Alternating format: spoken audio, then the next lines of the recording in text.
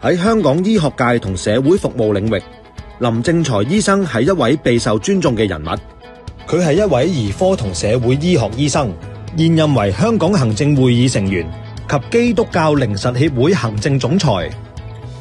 林正財出生於一個家境貧苦嘅家庭，小時候一家人住喺錦田嘅泥屋。佢爸爸係一位三行工人，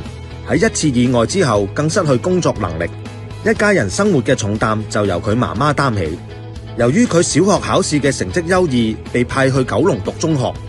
當年由農村地方出市區讀書，佢覺得好似出國一樣。中學初期，佢嚟到新嘅環境，讀書嘅成績開始下滑。命運嘅轉折發生喺佢信耶穌之後，宗教信仰給予佢強大嘅精神支柱同內心力量，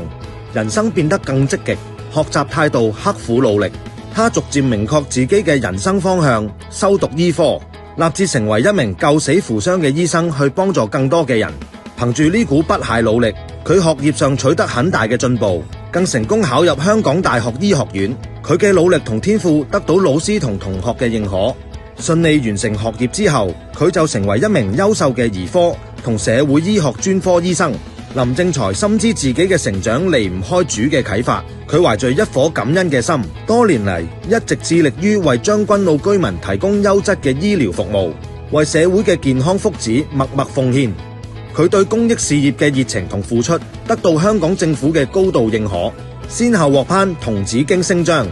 銀紫荊星章，並被委任為太平紳士。除咗醫療領域，林正財嘅好奇心驅使佢關注更多社會問題，包括涉及基層醫療體系完善、安老服務優化等多方面。佢大力提倡每個學生每天至少進行1小時運動，以促進學生嘅身心健康發展，助力建造快樂校園。生活中嘅林正財熱愛運動，佢認為運動不單止係佢保持健康嘅方式，更係佢緩解工作壓力、思考問題嘅途徑。